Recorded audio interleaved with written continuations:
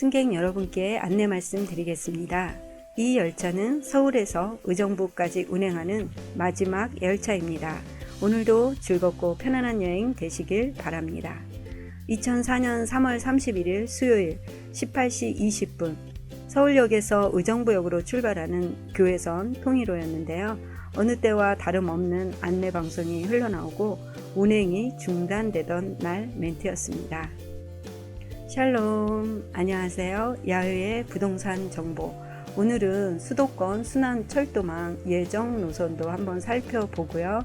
의정부 GTX C 노선과 어떻게 연계되는지 한번 자세히 살펴보는 시간을 가지도록 하겠습니다. 교회에서는 1963년 8월 개통되었었죠. 그래서 관광, 여객이나 화물 운송, 경기 북부 지역 경제 활성화에 이제 크게 기여를 했었는데요. 이용객이 점차 줄어들면서 2004년부터 이제 운행이 중단된 상태입니다.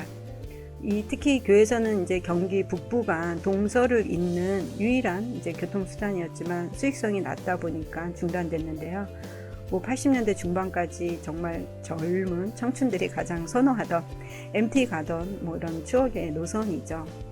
당시 서울 근교의 MT 장소로는 이제 남쪽으로는 아무래도 청평, 가평, 남이섬 이쪽으로 좀 많이 갔었고요. 또 이제 북부 쪽으로는 이제 일영이라든가 송추 계곡이라든가 또 이런 장흥 쪽으로 많이 갔던 정말 인기 있던 MT 장소였는데요. 또 일산에도 마찬가지였죠. 지금 풍동 지역에 있는 화사랑을 가기 위해 백마역을 찾았던 그런 젊은 날의 회상을 그려보는 장소가 일산 그 백마역 주변에 있던 화사랑 이런 곳이 되겠는데요. 네, 경기도 보도 자료를 통해서 확인한 결과 교외선 추진 현황인데요. 교외선은 지금 31.1km 운영 재개를 위해 올해 상반기 중 국토부, 또 국가철도시설공단, 한국철도공사, 또 양주의정부 고양시랑 운행 협약을 이제 체결했고요. 올해 실시 설계를 거쳐서 2022년과 2023년에 시설 보수 등을 이제 공사하고 2024년부터 이제 운영을 개시할 예정입니다.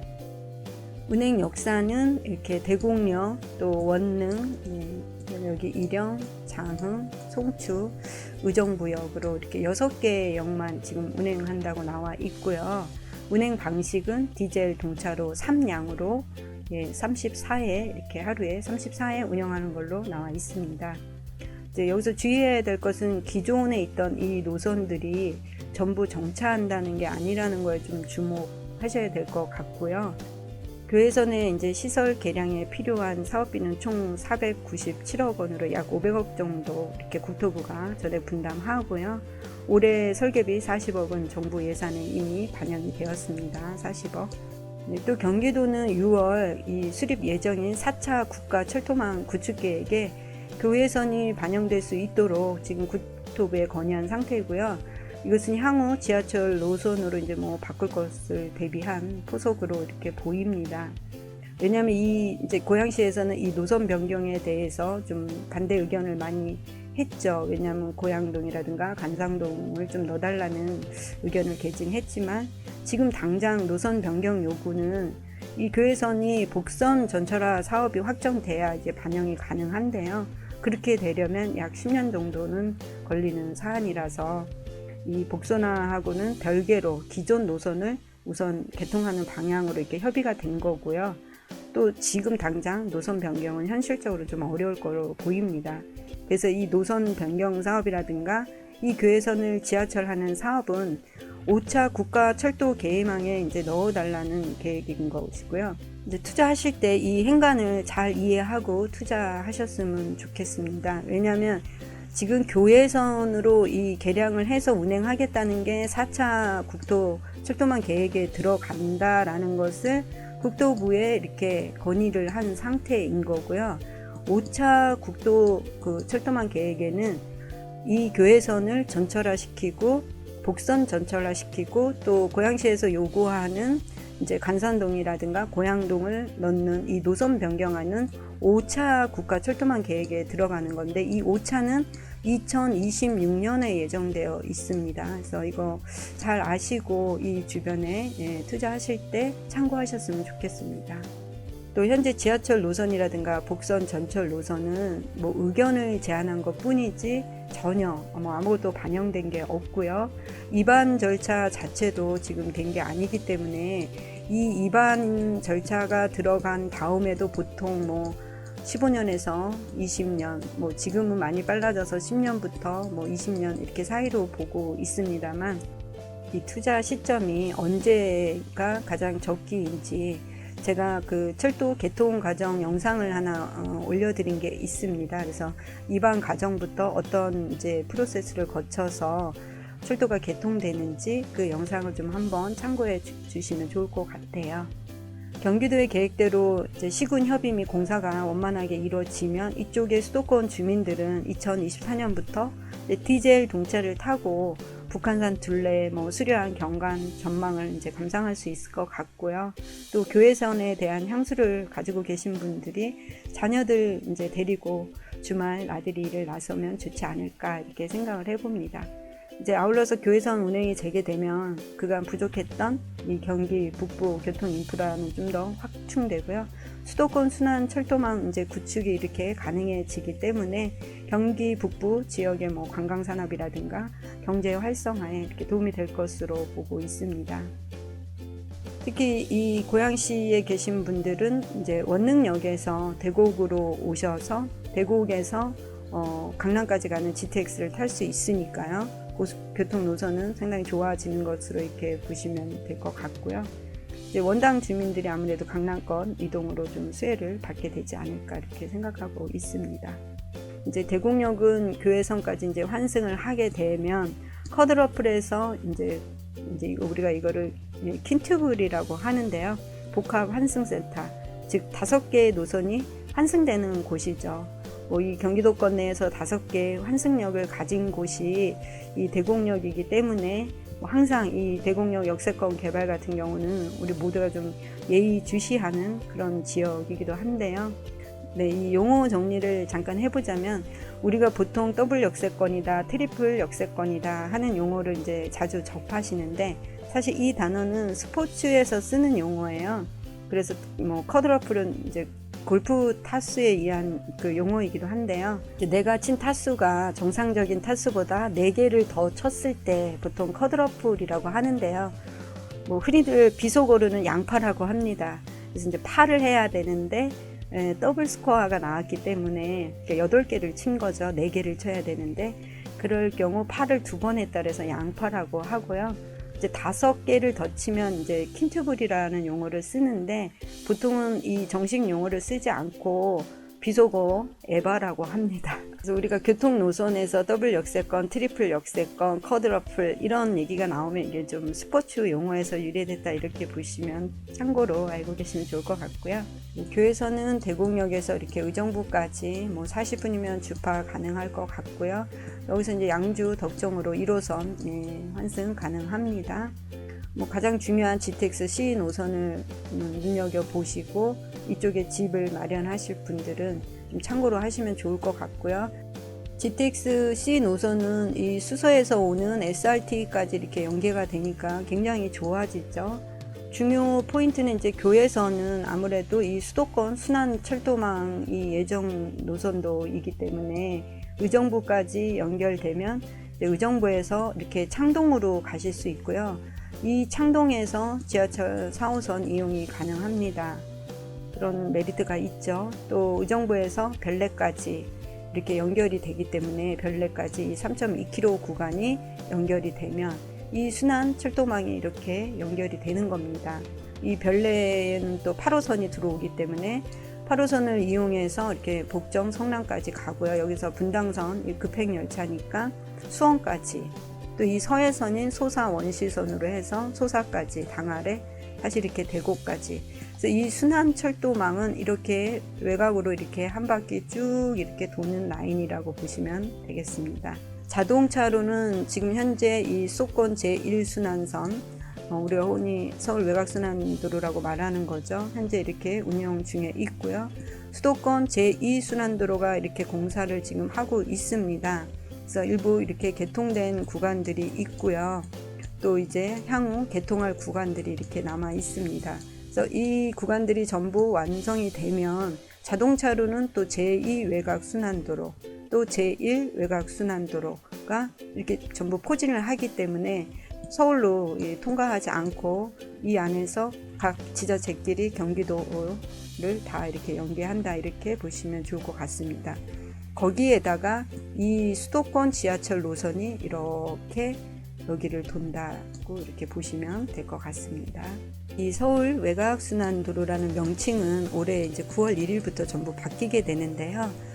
기존에 이 외곽이라는 이 말 때문에 이 말을 빼고 수도권 제1순환선, 수도권 제2순환선으로 전부 도로 이제 표지판도 다 바뀐다고 합니다. 그래서 운전하실 때 이거 9월 1일부터니까 참고하시면 좋을 것 같고요. 다음은 이 덕양구 쪽에 철도 노선 한번 정리해 보도록 하겠습니다. 덕양구도 철도 노선이 굉장히 좋아지죠. 이렇게 운정에서 이렇게 내려오는 노선이 창릉 여기를 지나서 연신내로 가는 GTX A 노선이 있고요. 그래서 첫 번째 GTX A 노선, 두 번째는 이제 고양선이 되겠는데요. 이 고양선에서 이제 환승되는 걸 한번 살펴보자면, 이 라인이 지금 이렇게 지하철 6호선인데 여기에 세전역이 있습니다. 그래서 이 세전역을 통해서 환승이 가능하죠. 그래서 고양선은 이렇게 향동으로 해서 고양시청까지 올라가는데요. 여기에 향동 지구역이 이제 하나 생기는 거고, 여기 창릉역, 창릉역 1, 창릉역 2 이렇게 지금 예정되어 있습니다. 그래서 고양선을 타고 6호선인 세전역에서 6호선을 이용할 수도 있지만, 여기에서 이제 서부선이 또 하나 들어와요. 그래서 얘는 여의도를 통해서 서울대까지 가는 이런 노선이기 때문에 고양선 하나로 인해서 지하철 6호선과 또 서부선을 이렇게 이용하실 수 있다고 보시면 되고요. 이제 세 번째는 경의중앙선입니다. 이 경의중앙선이 지금 하전역, 그 다음에 수생역, DMC역이 있는데요. 이 향동지구 끝에 향동역이 하나 들어오는데 가장 빠른 개통이죠. 2024년부터 이용하실 수 있고요. 네 번째로는 공항철도를 이용하는데 더 이제 수월해졌다, 이렇게 보시면 되고요. 네, 다섯 번째는 원종 홍대선입니다. 원종에서 이 덕은지구를 거쳐서 덕은역을 통해서 DMC 홍대까지 가는 노선이 원종 홍대선이 되겠습니다. 5개의 노선이죠. 그다음에 여섯 번째 교회선. 교회선은 아까 여기 대곡역에서 요 라인, 이렇게 철도 라인 따라서 교회선이니까, 이렇게 해서 덕은지구 또 포함해서 이 덕양구 전체에도 노선이 이렇게 철도망이 굉장히 좋아지는 것을 우리가 볼 수 있습니다. 이 교회선을 통해서 저기 의정부 GTX C 노선까지 한번 다녀왔고요. 마지막으로 이 덕양구 철도 노선까지 한번 살펴봤습니다. 계속 좋아지고 있죠, 지금 고양시가. 그래서 여러분들 투자하실 때 참고하시라고 철도 노선에 대해서 오늘 한번 살펴보았습니다.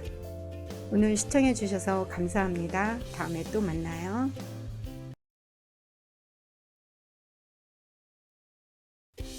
또 현재 이 지금 C 노선 같은 경우는 이 덕정이 마지막 종점역인데, 여기 이제 차량 기지를 넣겠다 이래가지고 주민들이 굉장히 이제 반대를 하고 있습니다. 그래서 이제 발빠르게 동두천이 나서는 모양인데요. 이제 C 노선을 동두천까지 확대를 해달라, 그리고 차량 기지를 동두천에 두겠다, 이런 지금 딜을 던졌습니다. 왜냐하면 동두천으로서는 좋은 전략인 게, 동두천은 군사시설 보호지역이 굉장히 많거든요. 그래서 어차피 묶여있기 때문에 개발도 쉽지 않아요. 그래서 이참에 개발 못하는 땅에 차량 기지를 넣고 주민들은 이런 GTX C 노선의 편익을 도모한다면 지역 발전에 동두천으로서는 굉장히 큰 이제 효과를 볼 수 있기 때문에 차량 기지를 받겠다, 이렇게 된 거라고 이제 보고요. 이제 문제는 예산이니까 신설역 하나 만드는데 2천억 정도 들어간다고 합니다. 과연 지자체가 이 예산을 어떻게 확보할지가 관건인 것 같고요. 또 A 노선의 경우는 또 지금 현재 이 서울시에서 이 강화문역을 지금 넣겠다고 이렇게 건의를 하고 있고, 용역을 하겠다, 이런 얘기들이 나오고 있는데, 이 역시 국토부에서는 더 이상 예산을 쓸 수 없다, 이렇게 되어 있고요. 서울시는 뭐 강화문뿐만이 아니라 이 C 노선에 지금 이제 왕십리역을 또 넣고 싶어 하죠. 뭐 한 예로 이 GTX A 노선 같은 경우도 창릉역에 들어올 때 이렇게 들어올 때 LH에서 뭐 1650억 정도 투자하면서 이렇게 추진이 본격화됐거든요. 또 이 운정역이 들어올 때도 원래 일산까지만 들어오는 거였는데 이 비용은 이제 3천억 정도가 비용이 드는데 이거를 이제 그 교통 개선 분담금으로 이제 확보를 하면서 이 운정역으로 들어오는 게 이제 현실화가 된 거거든요. 또 이 GTX C 노선은 그 수서에서 출발하는 SRT랑 이제 합류하기 때문에 굉장히 그 파급력이 더 커지게 되겠죠. 근데 이제 이 C 노선의 문제는 현재 이 BTO 방식으로 대형 건설사가 들어와야 되는데 지금 언론 보도에 보면 컨소시엄에 참여하고 있지 않아서 좀 난항을 약간 겪는 것 같아요. 그래서 아무래도 착공까지는 좀 지난한 이런 과정들이 남아 있다는 걸 참고하셔서 이 라인에 들어가셔야 될 것 같고요. 이제 민간 건설사들이 이 10개의 역사를 가지고 이 수익성이 과연 나올 것인가, 이게 지금 안 나오기 때문에 뭐 일군 건설사들이 지금 들어가고 있지 않는 그런 상황이 지금 C 노선의 현재까지의 상황입니다. 현재 C 노선 착공 시점이 안 나왔기 때문에 가장 빠른 A 노선이 좀 곽강을 받고 있죠. 그래서 A 노선이 착공하고 실제 이용하게 될 때 이 부동산 추계 변화에 굉장히 많은 이제 변화를 가져올 거기 때문에 이것을 보고 다른 노선들도 아무래도 방향을 잡거나 영향을 받게 되겠죠. 토지의 경우는 이제 철도 계획이 나올 때 미리 우리가 이제 구입해서 시세 차익을 이제 뭐 크게 보는 경우가 많이 있는데요. 또 토지가 뭐 좀 일찍 들어가는 대신 가성비는 이제 저렴한 그런 메리트는 있지만 아파트의 경우는 그렇지 않습니다. 미리 들어가실 경우에는 이제 아파트는 노선이 개통될 때 구축 아파트가 된다는 걸 좀 기억하셔야 되고요. 다만 이후에 이제 공급 물량이 그 지역에 없다. 그러면 그 구축 아파트라도 그 가치는 계속 상승하니까요. 그래서 이런 부분들 뭐 주변으로 GTX 개통 이후에도 계속 공급 물량이 있는지 없는지 이걸 보시고, 만약 미리 들어가신 그 아파트라면 GTX 역사 주변으로 나오는 신축 아파트를 갈아타는 그런 전략도 좀 필요해 보입니다.